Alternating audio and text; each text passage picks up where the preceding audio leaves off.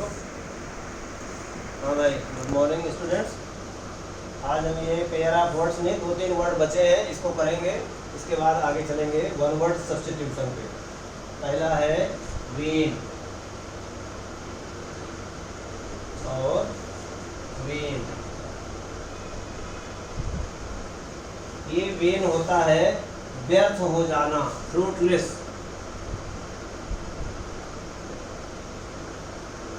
Fruitless, व्यर्थ, meaningless.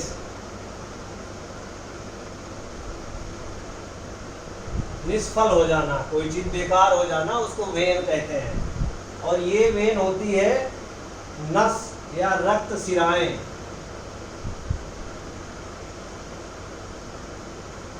Blood vessel.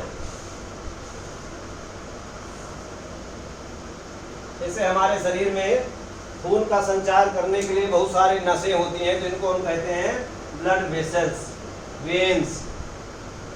और ये होता है वेन। वेन मतलब व्यर्थ हो जाना। His efforts went in vain as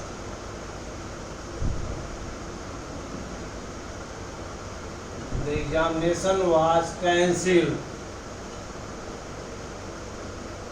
मतलब उसकी जो परीक्षा थी, तैयारी थी, उसका जो प्रयत्न था वो व्यर्थ में चला गया। कैसे? क्योंकि परीक्षा कैंसिल हो गई।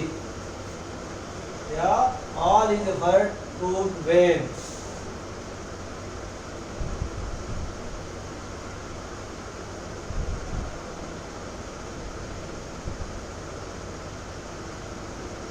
All his efforts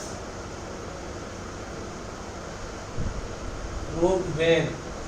व्यर्थ साबित हुए, उसके सारे प्रयास व्यर्थ साबित हुए।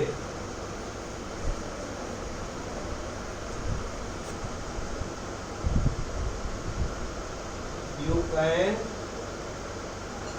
clearly see the veins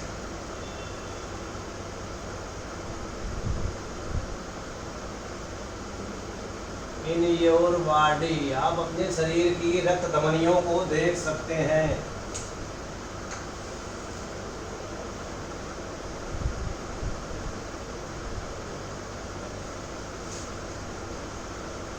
next word है वेव।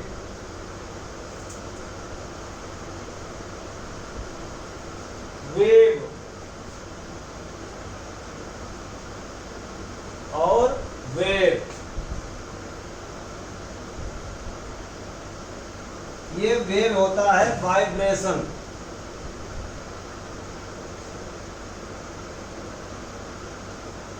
वाइब्रेशन, कंपन या लहर।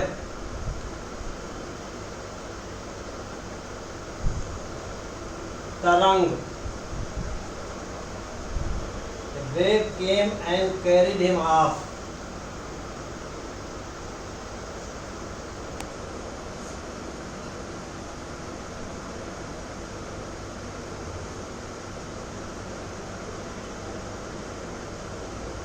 समुद्र में लहर होती है, बहुत तेज होती है कहीं कहीं पर, और किनारे में आदमी को बहा ले जाती है। अगर आदमी उसकी लपेट में आ गया तो बहुत ऊंची ऊंची लहरें उठती हैं कहीं कहीं किसी किसी समुद्री किनारे पे। वेव के एक लहर आई और उसको ले गई। कैरिड हिम ऑफ मतलब अपने साथ ही उसको समेट ले गई। ये वेव होता है अभित्यजन, अभित्याग करना।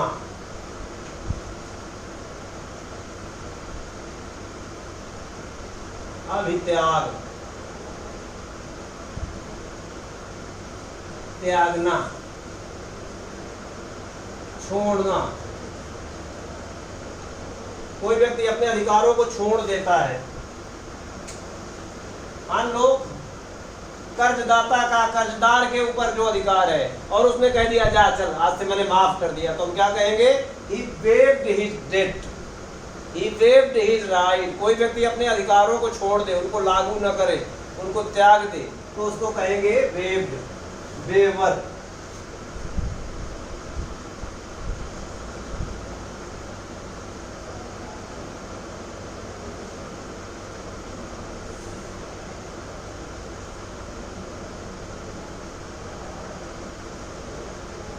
The seller can waive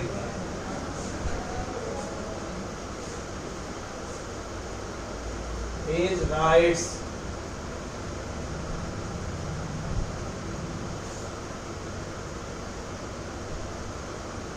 under Sale of Goods Act, या दूसरा यूज कर सकते हैं, अनपेड सेलर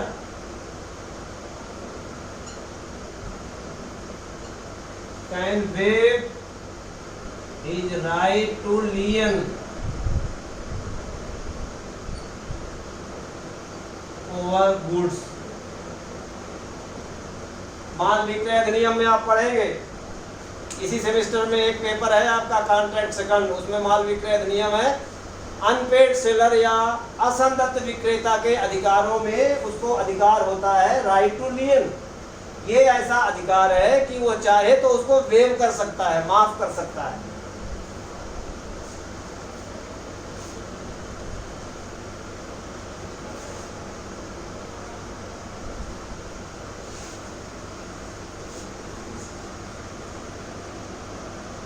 और एक लास्ट वर्ड है वेदर, वेदर, वेदर, वेदर, ये वेदर होता है क्या, if.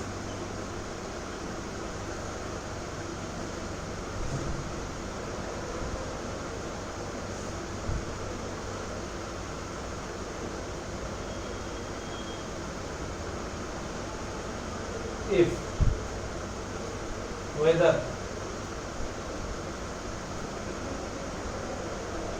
I do not know whether he is married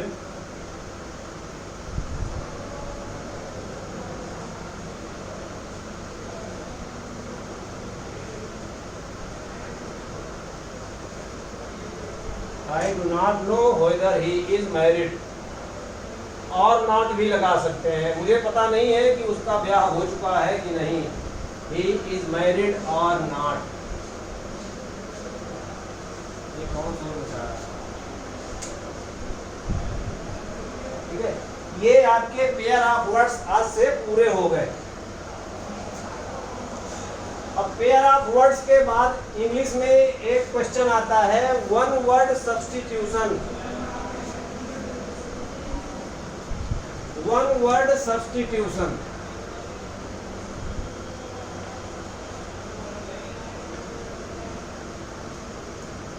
substitution, जहां पर कोई एक वाक्य के लिए एक वर्ड या एक शब्द काफी होता है, उसको वन वर्ड सब्स्टिट्यूशन कहते हैं। जैसे आपसे कोई कहे कि ये बताइए जो पढ़ा लिखा नहीं है उसको क्या कहेंगे, तो आप कहेंगे निरक्षर। पढ़ा लिखा है तो उसको क्या कहेंगे, साक्षर। ठीक है, जनता का, जनता के द्वारा जनता के लिए शासन क्या कहा जाता है, तो आप कहेंगे प्रजातंत्र या डेमोक्रेसी। एक ही शब्द में पूरे एक वाक्य का ज्ञान हो जाना या पूरे एक वाक्य की जगह एक शब्द देना, इसको कहा जाता है वन वर्ड सब्स्टिट्यूशन। इसमें भी एक प्रश्न आता है 20 नंबर का,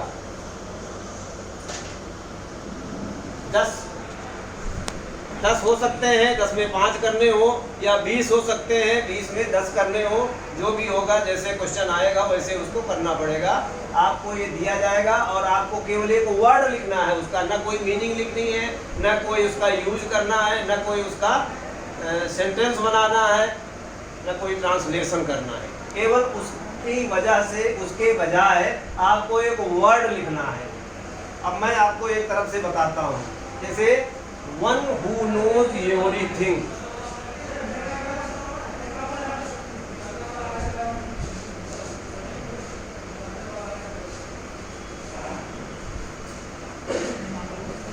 भाई थोड़ा रुक जाओ, तुम्हारे लिए बना रहा हूँ। वन हु नोज एवरीथिंग, जो सब कुछ जानता है, जो सब कुछ जानता है उसको हिंदी में क्या कहते हैं? सर्वज्ञ। लेकिन अंग्रेजी में क्या कहेंगे? ओमनीसिएंट।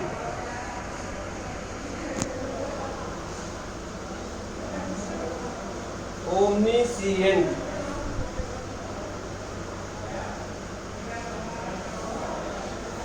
कितने मिनट हो गए? 10। बंद कर दें तो इनको बोल गया कि वीडियो। तो अभी आपने देखा कि जो जिसको सब चीज का ज्ञान है उसको कहते हैं सर्वज्ञ या ओमनीसिएंट। अगला शब्द है one who is present everywhere, जो हर जगह विराजमान है, हर जगह मौजूद है। अब ईश्वर होता है, इसके लिए कौन होता है? ऐसा कोई हो नहीं सकता ईश्वर के अलावा जो हर जगह मौजूद हो। ईश्वर को कहते हैं कण कण में विद्यमान है। हम के हमारे अंदर ईश्वर है, तुम्हारे अंदर ईश्वर है। ईश्वर हर जगह मौजूद है, हर कण में मौजूद है। तो उसको क्या कहते हैं? One who is present everywhere, omnipresent, सर्व विद्यमान, ओमनी प्रेजेंट, सर्वत्र विराजमान या सर्वत्र विद्यमान। अगला शब्द है one who is all powerful.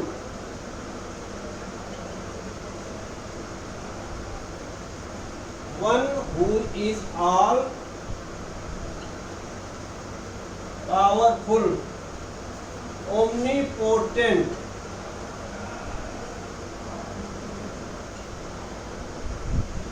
omnipotent।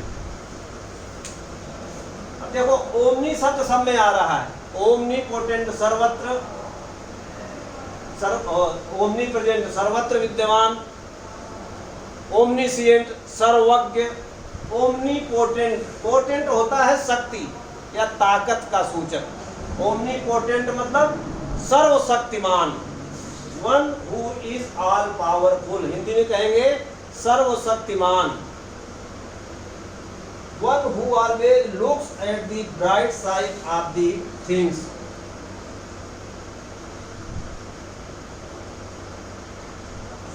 One who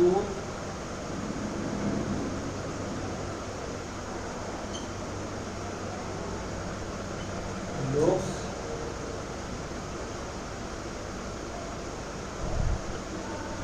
at the bright side of the things। देखिए दो तरह के लोग होते हैं। कुछ लोग होते हैं हमेशा वो अच्छी, ब्राइट साइड मीन्स अच्छी तरफ, किसी चीज के अच्छे पहलू को देखते हैं, और रॉन्ग साइड या बैड साइड, किसी को आदत होती है, जो निराशावादी होते हैं, जो लोग पेसिमिस्ट होते हैं, उनको हर चीज में बुराई या हर चीज में खराबी ढूंढने की आदत होती है। और कुछ लोग होते हैं हर चीज में कोई ना कोई अच्छाई देखते हैं कि भाई हर चीज का कोई अच्छा पहलू है। तो ऐसा व्यक्ति जो हर चीज के अच्छे पहलू की तरफ देखता है, इसको कहते हैं optimist.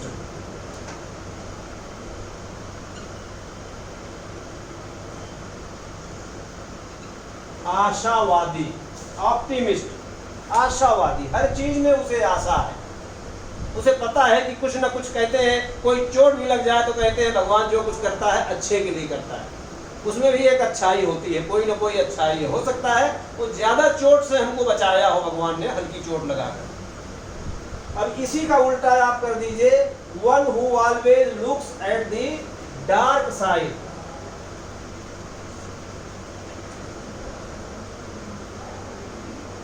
Dark side of the things, जो चीजों के खराब पहलू की तरफ हमेशा देखता है, हमेशा किसी चीज को गलत नजरिए से, निगेटिव नजरिए से देखता है, उसके लिए कहते हैं पेसिमिस्ट। हमेशा निराशावादी नजरिए से, हमेशा बुराई वाले नजरिए से कि अरे इसमें तो ऐसा हो जाएगा, ऐसा हो जाएगा, हमारा तो जीना ही बेकार है। तो वो निगेटिविटी आती है, आदमी फिर वो डिप्रेशन में चला जाता है और जीवन से उसका मोह भंग हो जाता है। Pessimist.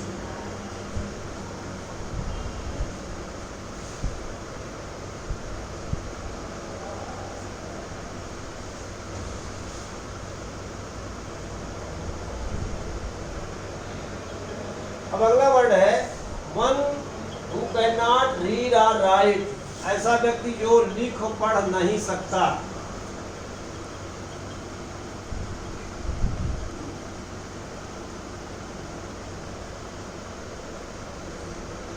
Who cannot read or write, जो आदमी लिख पढ़ नहीं सकता उसको हिंदी में आप कहते हैं निरक्षर, अंग्रेजी में क्या कहेंगे? इलिटरेट।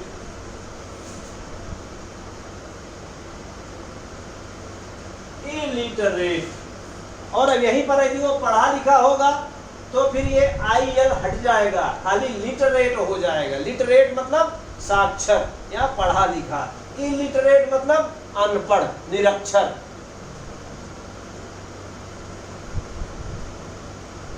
अगला वर्ड है a child born after the death of his father.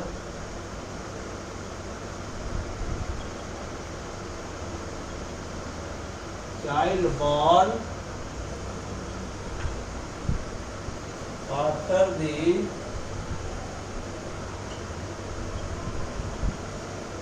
death of his father,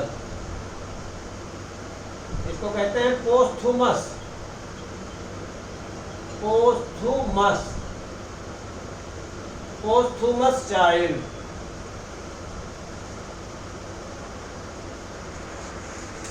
कोई अवार्ड मिलता है मरने के बाद किसी व्यक्ति को, परमवीर चक्र, अशोक चक्र, कीर्ति चक्र, ऐसे बहादुरी के मेडल मिलते हैं, कोई भी अवार्ड मिलता है, जब आदमी मर जाता है तो उसको भी पोस्थुमस कहते हैं। ही वॉज अवार्डेड परमवीर चक्र पोस्थुमसली। इसका मतलब मरणोपरांत परमवीर चक्र, मरणोपरांत वीर चक्र, मरणोपरांत कीर्ति चक्र, मरने के बाद भी उसको, तो ये पोस्थुमस शब्द आएगा। पोस्थुमस मतलब मरणोपरांत।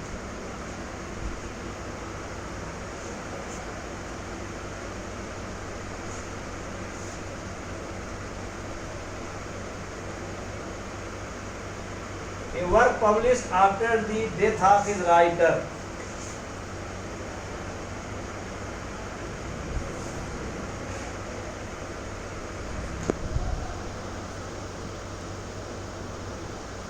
After the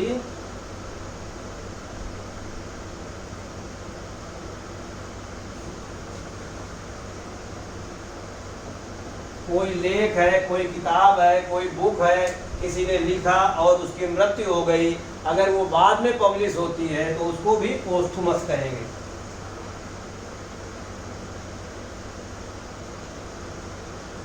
पोस्थुमस। Letter, poem, it is he whose writer is unknown। अभी पेयर ऑफ वर्ड्स में ये शब्द आया था। A letter, poem,